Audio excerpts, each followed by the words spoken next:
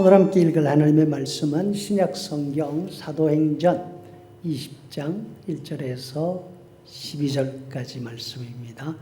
우리 천천히 속도를 맞추어서 한 절씩 읽어 나가도록 합니다. 시작.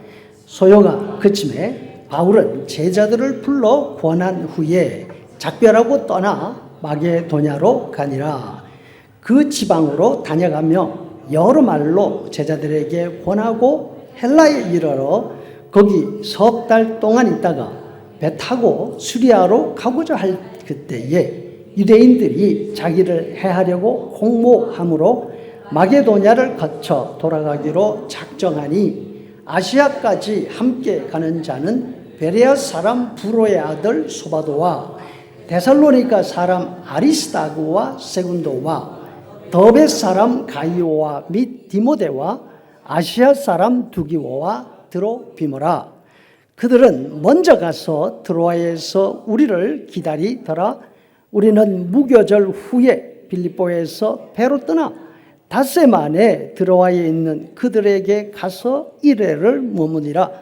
그 주간의 첫날에 우리가 떡을 때려 하여 모였더니 바울이 이튿날 떠나고자 하여 그들에게 강론할세 말을 밤중까지 계속하며 우리가 모인 윗다락에 등불을 많이 켰는데 유두고라 하는 청년이 창에 걸터 앉아 있다가 깊이 졸더니 바울이 강론하기를 더 오래하며 졸음을 이지 못하여 3층에서 떨어지거늘 일으켜 보니 죽었는지라. 바울이 내려가서 그 위에 엎드려 그 몸을 안고 말하되 떠들지 말라 생명이 그에게 있다 하고 올라가 떡을 떼어 먹고 오랫동안 곧 날이 새기까지 이야기하고 떠나니라. 사람들이 살아난 청년을 데리고 가서 적지 않게 위로를 받았더라. 아멘. 오늘 전할 하나님 말씀 제목은 신자들은 힘들수록 강해집니다. 한번 같이 하시죠. 시작. 신자들은 힘들수록 강해집니다. 여러분, 훈련이 사람을 강하게 만듭니다. 편하려고 훈련하지 않고 또는 운동하지 않고 있으면 엄청 편하긴 할 것입니다. 그런데 팔다리는 세 다리가 되고 배는 올챙이 배밖에 되지 않을 것입니다. 여러분, 믿음 생활에도 그냥 교회 와서 전해지는 말 듣고 그저 앞에 따라 찬양하고 준비된 밥 먹고 이렇게 지나면 얼마나 편해요. 근데 그렇게 하면 어떻게 되냐고요? 팔다리는 세 다리처럼 되고 배는 올챙이 배가 돼요. 오늘 본문에는 유두고라는 사람이 나오는데 바로 이 사람 때문에 아주 유명한 구절입니다. 유두고는 참 좋은 이름을 가지고 있습니다. 그 뜻이 뭔가 하면 관역을 정확하게 맞췄다, 이 뜻이에요. 그런데 그가 하는 행동을 보면 이름과 정반대입니다. 관역을 전혀 맞추지를 못하는 거예요. 예배에 참여했지만 예배라는 관역에 맞추지를 못해요.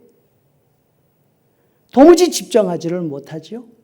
졸다가 잠이 취해서 위층 창문 털에서 아래로 떨어집니다. 큰 사고를 치고 말았습니다. 여러분, 우리에게도 너무나 아름다운 이름 있습니다. 뭡니까? 신자라는 이름이. 여기에는 두 가지 뜻이 있습니다. 하나는 나는 하나님을 믿는 사람이다, 이런 뜻이에요. 또 하나는 뭔지 아세요? 그래서 나는 믿을 만한 사람이다. 여러분, 소원하는데 우리는 예수님을 믿는 사람이기 때문에 주변에 있는 사람들이 우리를 믿을 만한 사람이 될 수 있기를 바랍니다. 이 아름다운 이름을 가지고 있으면서 이 아름다운 이름에 걸맞는 사람으로 살고 있느냐 그 말이죠. 바울 사도가 여행 중에 드로아로 간 항구 도시에 왔습니다. 내일 아침 배로 떠날 예정이었기 때문에 밤늦게까지 말씀을 전하고 있습니다. 앞에서 말한 유두고라는 청년도 바로 이 집회에 참여하고 있습니다. 이 집회는 위대한 사도 바울이 왔기 때문에 특별하게 마련한 부흥회가 아닙니다. 늘 모이는 정기 모임입니다. 7절에 보니까 그 주간 첫날에 우리가 떡을 떼려 하여 모였더니 이렇게 돼 있잖아요. 그 주간의 첫날은 복음서에 나오는 표현대로 하면 안식 후 첫날입니다. 안식 후 첫날에 무슨 일이 일어났습니까? 마가복음 16장 2절에 보니까 안식 후 첫날 매우 일찍이 해돋을 때에 마리아와 여인들이 그 무덤으로 가며 누구의 무덤? 예수님의 무덤. 서로 마다되 누가 우리를 위하여 무덤 문에서 돌을 굴려주려 하더니. 맞습니다. 안식 후 첫날은 십자가에 달려 죽으신 예수님이 부활하신 날입니다. 바울 당시나 지금이나 유대인들은 구약 말씀을 따라서 안식일을 지킵니다. 안식일에 회당에 모였습니다. 하루 종일 성경을 읽고 성경을 풀어주는 강론을 들으면서 모든 시간을 사용했습니다. 예수님을 믿는 신자들은 달랐습니다. 안식일이 아니라 안식 후 언제? 첫날에 모였습니다. 안식일은 주일이 아닙니다. 지금 우리 달력으로 토요일입니다. 안식 후 첫날, 안식일 다음 날은 일요일, 주일이 되는 것이죠. 신자들은 예배로 모이는 날로 아주 일찍부터 안식일이 아니라 안식 후 첫날, 주일에 모였습니다. 오늘 본문에도 그렇게 되어 있잖아요. 이때가 바울 사도가 3차 전도 여행을 마치고 예루살렘으로 돌아가는 길이었으니까 주후 57년 여름이에요. 예수님이 부활하시고 승천하신 연도를 우리는 주후 30년으로 잡습니다. 그러니까 그해 오순절 예루살렘의 교회가 시작된 이후 바로 27년이 지났을 때였죠. 신자들은 이미 이때 매 주간 첫날 지정된 장소에 모여서 예배를 드리고 있었습니다. 우리도 우리 장로교인들도 이 전통을 따라서 안식일인 토요일이 아니라 주일에 모여서 예배를 하고 있습니다. 주일은 나중에 어떤 사람이 자기 마음대로 만들어 놓은 그런 날이 아닙니다. 바울 사도가 생존해 있고 전도 여행을 다니고 있을 그 당시에 이미 신자들은 안식 후 첫날을 새로운 이름으로 불렀습니다. 무슨 이름? 주의 날. 그래서 그걸 줄여서 우리는 주일이라고 불러요. 주의 날이라고 부르면서 예배하는 날로 지켜왔습니다. 8절에 보니까 우리가 모인 윗다락에 등불을 많이 켰다 합니다. 초창기에는 우리처럼 주일이 됐다고 아침에 모일 수 있는 형편이 못 됐습니다. 밤에 모였던 것입니다. 낮에는 모두가 일을 해야 하지 않습니까? 일을 다 마치고 난 후 저녁에 모였던 것이죠. 바울의 3차 전도여행 당시 드로아에는 이미 신자들이 있었고 정기적으로 모여서 예배하는 교회 모임이 있었던 것입니다. 그 주일 예배에 바울 사도가 참여해서 말씀을 강론했습니다. 유도가라는 청년도 창틀에 건져알라서 예배에 참여하고 있었습니다. 당시의 창은 열고 닫을 수 있는 유리창문이 아니었습니다. 환기를 위해서 벽에 뻥 구멍을 내놓은 거 그게 창이었습니다. 아마도 부잣집이라면 거기에다가 카펫이나 천으로 뭘 만듭니까? 커튼을 걸기도 했지요. 이 창틀, 지폐에 별 관심이 없으면 걸터 앉기에 딱 좋은 자리입니다. 여러분, 예배당에 와서 내가 앉기에 딱 좋은 자리에 앉으면 이게 무슨 뜻입니까? 난 예배에 별 관심 없어. 이런 뜻이 될 수도 있어요. 어디에 앉느냐가 얼마나 중요한지 몰라요. 유두고는 졸다가 강론이 길러지자 잠에 빠졌습니다. 몸을 가누지 못하고 건물 밖 아래 바닥으로 떨어지고 말았습니다. 사람이 급히 달려가서 일으켜 봤는데 죽었습니다. 사도행전의 저자가 누굽니까? 누가입니다. 누가는 왜 유두고 이야기를 여기에다가 기록해 놨을까요? 사도행전의 흐름으로 보아서 유두고 이야기를 살짝 뺀다 하더라도 문맥에는 아무런 문제가 없습니다. 바울이 드로아에 와서 7일을 머물렀다. 배를 타고 가려고 하다가 아소까지 육로라 갔다. 그리고 아소에서 일행을 다시 만나서 배를 타고 예루살렘으로 갔다. 끝. 6절에서 13절로 바로 이어져도 바울의 전도여행 기록에는 아무런 문제가 없고 어쩌면 더 자연스러울 수 있습니다. 그렇다면 누가는 왜 이 별로 아름답지 못한 유두고 이야기를 여기다 기록했을까요? 예배 시간에는 절대로 졸면 안 돼. 아차 했다가는 죽음, 문턱을 경험할 수 있어?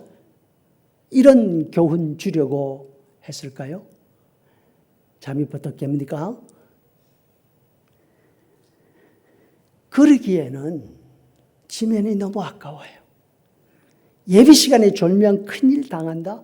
이렇게 위협하지 않아도 예배에 온 마음과 정성을 다하는 것이 신자의 기본입니다. 예배는 사람의 모임이 아니라 하나님을 만나고 하나님께 드리는 시간이 아닙니까? 이 엄청난 시간에 졸거나 딴짓하면 안 된다는 거. 유두고 사건을 구태여 말하지 않아도 알만한 사람은 다 알아요. 아멘? 아멘 하지 않는 사람은 잘 모르는 것 같아요. 누가가 드로아 교회 이야기를 여기에 기록한 목적에는 여러 가지가 있을 수 있지만 여러 가지 다 말하면 설교가 너무 길어지잖아요. 그래서 오늘은 두 가지만 생각해 보려고 합니다. 첫째, 어느 시대건 건강한 교회를 세우려면 특별한 수고가 필요합니다. 건강한 교회는 가만히 있다고 되는 것 절대로 아니라는 뜻이에요. 특별한 시대에 또 몫이 좋은 장소에 있다고 해서 그 자체로 건강한 교회가 되는 것 아닙니다. 드로아 교회는 시대적으로 볼 때에는 사도시대입니다. 장소는 그 유명한 에베소 교회에서 별로 멀지 않은 지역에 있었습니다. 사람들은 흔히 우리 시대의 교회들이 험한 시대에 살고 있기 때문에 시대가 나쁘기 때문에 생기를 잃고 있다. 이렇게 말하기도 합니다. 초대교회 시절에는 교회가 생명력이 있었는데 세월이 흘러가면서 말세가 되니까 그 힘을 잊어버렸다는 것입니다. 하지만 교회의 생기는 시대에 따라서 좋아지고 시대에 따라서 나빠지지 않습니다. 초대교회 그 시대에도 드로아 교회와 같은 건강하지 못한 교회가 있었습니다. 교회를 건강하고 생명력이 있게 세워가기 위해서는 저와 여러분의 수고가 필요합니다. 드로아 교회는 어떤 면으로 보나 활력이 넘쳐야 했을 교회였습니다. 진짜 초창기 사도 시대가 아니었습니까? 또 이때에 교회로 모이는 사람들, 예수님을 믿는 사람들은 보통 사람들이 아니에요. 정말로 목숨을 내어 놓아야지만 신앙생활을 할 수 있었습니다.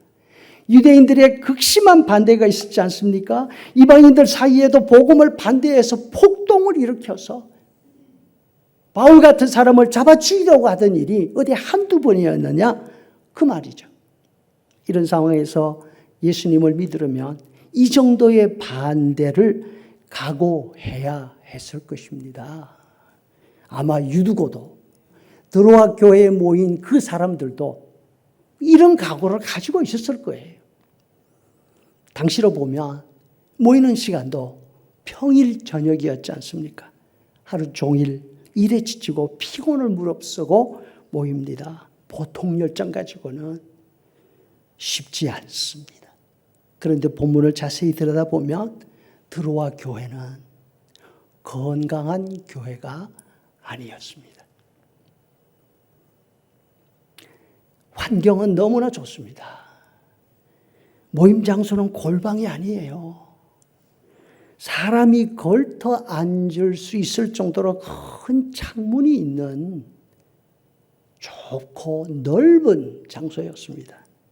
윗다락이 예배를 위해서 따로 준비가 되어 있었고 등불도 충분하게 밝힐 만큼 여유도 있었습니다. 더욱이 설교자가 누구였습니까? 바울 사도였습니다. 바울이 에베소에서 어떻게 사역했는지, 그의 손을 통해서 얼마나 놀라운 기적이 일어났었는지, 불과 얼마 안 되는 거리에 떨어져 있는 드로아 사람들 다 들었을 것입니다. 매주일 정기적인 모임을 가지고 성찬을 나누었습니다. 그런데 드로아 교회는 그 시대 다른 교회들과 달랐습니다.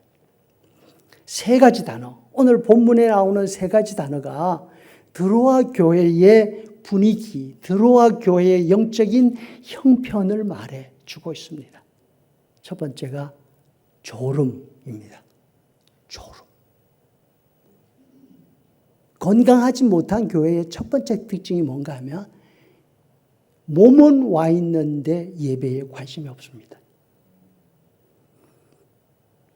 예배 중에 졸다가 잠에 골아 떨어진 사람이 있었습니다. 청년이 창문에 걸터 앉아 있습니다. 무슨 시간에? 예배 시간에. 잠에 빠져서 균형을 잃고 창문 밖으로 떨어졌습니다. 여러분, 우리 교회처럼 건강한 교회, 이런 일 상상이나 할 수 있겠습니까?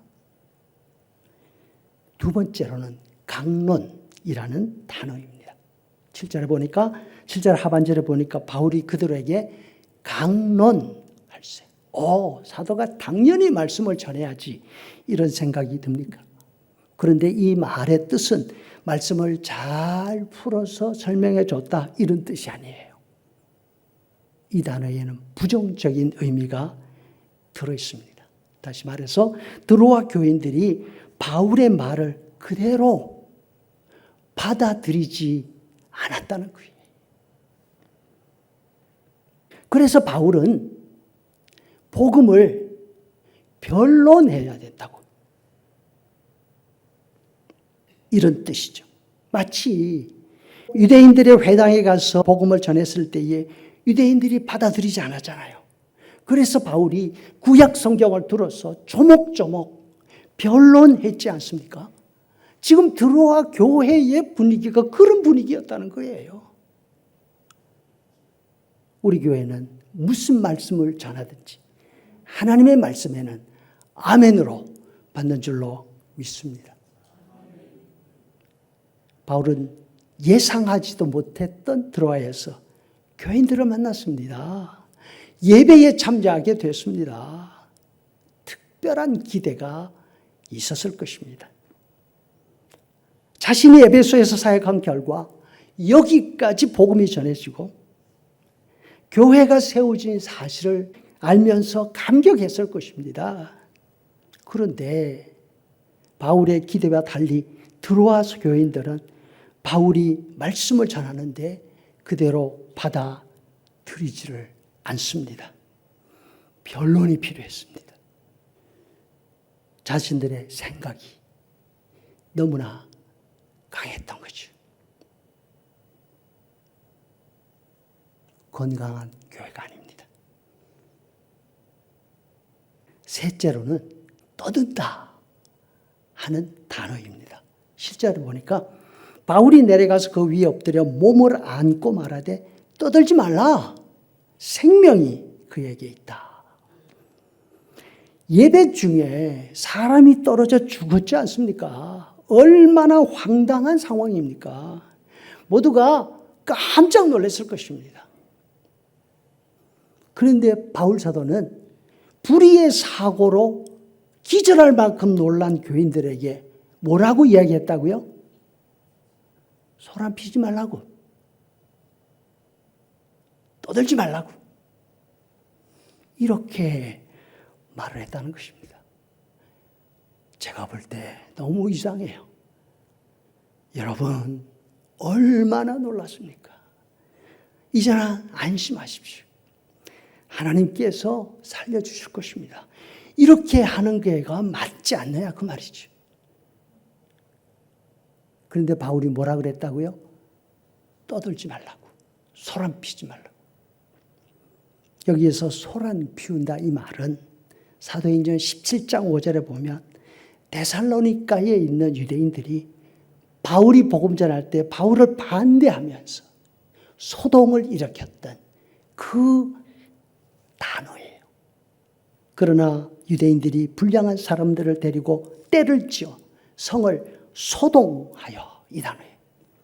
바울을 끌어내려고 찾았더라. 드로아 교인들은 유두고가 떨어져 죽은 일 때문에 마치 데살로니가에서 바울을 반대하던 유대인들이 피웠던 소란과 같은 소란을 피웠던 것입니다. 에베소에서 보여준 바울의 능력을 알고 있다면, 바울이 진짜 사도인 것을 알고 있었더라면 바울에게 도움을 구하고 죽은 청년을 살려주시라고 요청하는 것이 맞지 않았나. 그런데 이 사고를 두고서 드로아 사람들은 남의 탓을 하고 있는 거예요. 바울의 탓을 하고 있는 거예요. 여러분, 탓을 하는 교회, 건강한 교회 아닙니다. 남을 탓하면서 소동을 일으키고 말을 일으키고 하는 거 절대로 건강한 교회 모습이 아닙니다.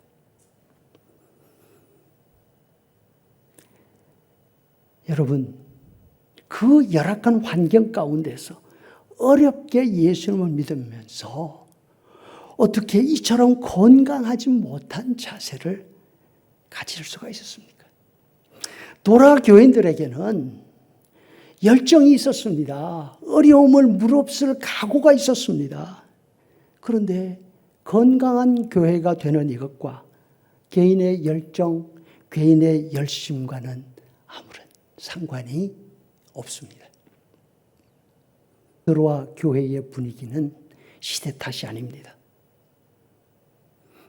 바울 사도의 말씀이 약하거나 능력이 부족해서도 아닙니다. 이 시대가 어떤 시대였습니까? 복음이 들불처럼 퍼져나가고 말씀과 이적이 곳곳에서 일어나는 그런 시대였잖아요. 그 당시에도 불구하고 놀랍게도 드로아 교회는 예외였습니다. 다른 초대교회들의 모습과는 너무나 달랐습니다. 여러분, 시대가 좋다고, 열정이 있다고 건강한 교회가 되는 것 아닙니다. 건강하고 영적으로 풍성한 교회가 되기 위해서는 또 다른 노력이 필요합니다. 바른 믿음의 자세를 가지고 말씀을 사모하는 일은 다른 사람 어느 누구가 대신해 줄 수 있는 게 아닙니다. 각자가 은혜를 사모하는 마음이 있어야 합니다. 그래야 본인도 교회도 건강해집니다. 아멘. 반면 이때에 바울은 정말로 몸뿐 아니라 마음도 참 힘든 때였습니다. 그러나 그 어려운 환경, 어려운 역경에 눌리지 않았습니다. 드로아에서도 그런 영적인, 건강하지 못한 영적인 분위기에서도 끝까지 말씀을 전하고 날이 밝도록 교제하고 격려하고 난 다음에 떠났습니다. 어려움이 더하면 더할수록 더 강한 신자의 모습, 더 강한 사도의 모습을 보여주었습니다. 이것이 사도행전의 저자 누가가 드로아 유두고 이야기를 여기에 기록한 두 번째 목적이 되리라 생각합니다. 우리도 힘이 들수록 더 강한 믿음의 사람이 되고 더 강한 믿음의 사람의 모습을 드러낼 수 있기를 바랍니다. 바울은 3년에 걸친 에베소 사역 마지막에 큰 위험을 겪지 않습니까? 바울이 전한 복음이 에베소 아데미 신전을 방해한다는 것이 판명되자 사람들이 폭동을 일으켰습니다. 다행스럽게 폭동이 진정되고 바울은 안전하게 고린도로 떠났습니다. 고린도에서 3개월을 사역하고 배편으로 바로 예루살렘으로 귀국할 계획을 세웁니다. 그런데 문제가 생겼습니다. 유대인들이 바울이 타고 갈 그 배 안에서 바울을 살해할 계획을 세우고 있다. 여러분, 그 조그마한 배에서 어디로 피할 수 있겠습니까? 많은 의논 끝에 여행 계획을 바꾸기로 합니다. 배가 아니라 육로로 가기로 했습니다. 만약에 배를 타고 배편으로 간다면 한 번에, 그것도 짧은 시간 안에 예루살렘까지 갈 수가 있습니다. 무거운 벗짐지도 지지 않아도 됩니다. 먼 길을 발로 걷지 않아도 됩니다. 그런데 여러분, 마게도니아로 돌아, 요 간단한 말 한마디에 얼마나 엄청난 일이 담겨 있는지 여러분 잘 들어보세요. 만일 육로로 간다면 고린도에서 아테네까지 50마일, 아테네에서 데살로니가까지 300마일, 데살로니가에서 빌립보까지 또 50마일, 줄 잡아서 450마일을 뭐로? 걸어서 벗짐을 지고 가야 합니다. 아무리 빨리 걸어도 최소한 한 달 이상 걸렸습니다. 예루살렘에 도착할 시간이 정해져 있습니다. 힘들다고 천천히 갈 수도 없습니다. 그리고 또 바울이 계획을 바꾸어서 육로로 가려고 한다는 소식이 유대인들에게 전해지면 어떻게 됩니까? 또 다른 살해 계획을 세우지 않겠습니까? 그래서 바울 일행은 두 팀으로 나누기로 합니다. 바울 자신을 뺀 7명은 원래 계획대로 배편으로 출발하고 자신은 육로로 빌립보까지 가기로 했습니다. 그곳에서 배를 타고 드로아로 가고 드로아에서 다시 만나서 한 배를 타고 예루살렘으로 가기로 한 거죠. 그런데 배편으로 출발한 7사람은 벌써 먼저 드로아에 도착해서 바울을 기다리고 있습니다. 시간이 많이 지체됐습니다. 하지만 드로아에서 바로 출발할 수가 없었습니다. 타고 갈 배편이 없어요. 그곳에서 무려 7일을 허송세월하면서 배를 수소문합니다. 그 사이에 주일이 끼어 있습니다. 다행스럽게 드로아에도 교회가 있었고 바울 일행은 주일 밤에 예배에 참여하게 됩니다. 불행 중 다행으로 참 기뻤을 것입니다. 그렇죠? 하나님이 나한테 이 예배에서 말씀 전하라고 이렇게 일정이 꼬이게 하셨나 보다. 그렇게 생각했을 수도 있습니다. 그 시간에 너무나 귀해서 날이 밝는 대로 배를 타고 떠나야 되는 형편이지만 예배에 참여하고 말씀을 전합니다. 그런데 예배 분위기가 기대와 너무나 다릅니다. 말씀을 받아들일 마음이 열려있지 않습니다. 바울은 어쨌든 청중들의 마음을 움직여서 말씀을 듣게 하려고 변론합니다. 애를 씁니다.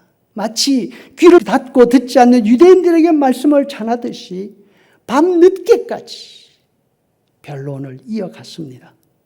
게다가 설교 중에 사람이 떨어져 죽는 사고까지 생겼습니다.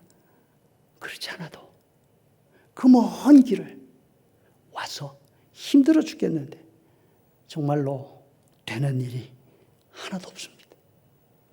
보통 사람이라면 얼마나 낙심이 됐을까. 설교를 중단하고 서둘러서 바닥으로 내려갑니다. 벌써 주변에 사람들이 모여들어 있습니다. 사람이 떨어져도 죽었다고 하니까 소동이 났습니다. 누구의 책임이냐고 누구 탓이냐고 난리가 났습니다. 바울이 허리를 숙이고 청년을 안아 올립니다. 사람들은 주변에서 소용없어 죽었다니까 했을 수도 있습니다. 하지만 바울은 희망을 버리지 않습니다. 안고 보니까 청년에게 아직까지 숨이 붙어 있습니다. 청년을 넘겨주고 다시 3층으로 올라가고 성만찬을 마칩니다.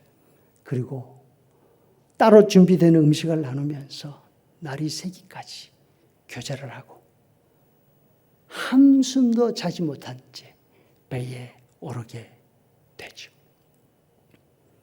바울은 그 난리 가운데서 끝까지 할 일을 다 하고 있습니다. 사실 바울 마음속에는 아직 유대인들의 살해 위협에 대한 불안이 가시지 않고 있었습니다. 드로아까지 왔더만 배를 타는 것이 여전히 위협할 것 같습니다. 13절에 보니까 우리는 앞서 배를 타고 아소에서 바울을 데리려고 그리로 가니 이런 바울이 걸어서 가고자 하여 그렇게 정하여 준 것이라. 그 마지막 순간에 바울이 또 계획을 변경했습니다. 일주일을 기다리면서 찾아서 마련한 배편이잖아요. 그런데 자신이 거기에 타지 않고 일행들을 배로 보내고 자신은 계획을 바꾸어서 다시 하룻길을 걸어서 육로로 아소로 가는 것입니다.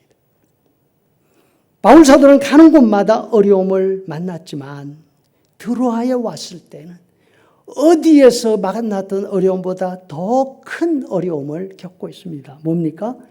교회 분위기로 인한 어려움이었습니다. 아마도 바울에게는 이것이 가장 힘든 일이었을 것입니다. 고린도후서 11장 28절 이 외의 일은 고사하고 아직도 날마다 내 속에 눌리는 것이 있으니 곧 모든 교회를 위하여 염려하는 것이라. 바울은 39대 매 맞는 것보다 피 흘리면서 감옥에 갇히는 것보다 교회로 인한 마음의 짐이 훨씬 더 무거웠던 것이죠. 하지만 거듭되는 살해 위협도 계획을 변경해서 450마일이나 되돌아가야 하는 여행의 어려움도 도라 교회의 안타까운 영적인 분위기도 바울을 낙심하고 좌절하게 만들지 못했습니다. 그 순간마다 계획을 변경하고 예루살렘으로 갑니다. 드로아 교회 예배 분위기에 낙심하지 않습니다. 포기하지 않습니다. 날이 새도록 끝까지 말씀을 전합니다. 기도가 졸다가 떨어지고 사람들은 청년이 죽었다고 아우성치고 그 책임이 당신한테 있다고 하지만 끝까지 희망을 놓지 않습니다. 직접 3층 아래로 내려가서 그 청년을 품에 안고 죽지 않았을 거라고 마지막 희망을 버리지 않고 확인합니다. 바울의 희망이 그대로였습니다. 청년은 죽지 않았습니다. 교인들에게 아이를 넘겨주고 다시 올라와서 나머지 예배를 끝냅니다. 여러분, 무엇이 바울을 이처럼 강한 사람, 강한 일꾼으로 만들었을까요? 로마 시민으로 태어난 바울의 신분, 태생 조건입니까? 어릴 때부터 익힌 헬라 철학과 수사학이었습니까? 가말리엘 문화에서 공부한 법률적인 학식이었습니까? 이 모든 조건은 세상 모든 사람들이 부러워하는 것들이지만 바울을 강하게 만든 것은 이것들이 아니었습니다. 모든 사람의 부러움이 대상이 되는 이 좋은 바울의 조건들은 바울을 교만하게 만들었습니다. 그리고 바울을 살인자로 만들었습니다. 바울을 강한 사도로 만든 것은 그가 예수님을 만난 이후 겪은 수많은 고난이었습니다. 바울에게 있어서 그 고난들은 바울을 강하게 만든 뭐였습니까? 훈련이었습니다. 바울에게 있어서 시련이 훈련이었다고 한다면 우리에게는 시련이 무엇일까요? 날마다 믿음으로 살 각오로 살아가는데도 불구하고 어려움이 있다면 그것은 우리 신자들을 강하게 만들어줄 훈련인 줄로 믿습니다. 어려움 때문에 하나님의 사랑이나 하나님의 능력을 의심하지 않고 어려움을 훈련으로 알고 훈련을 잘 견뎌서 더 강한 신자, 더 강한 일꾼으로 우리 모두가 성장해 가기를 소원합니다. 야고보서 1장 2절 내 형제들아 너희가 여러 가지 시험을 만나거든 온전히 기쁘게 여기라. 이는 너희 믿음의 시련이 인내를 만들어내는 줄 너희가 알미라. 인내를 온전히 이루라. 이는 너희로 온전하고 구비하여 조금도 부족함이 없게 하려 함이라. 아멘.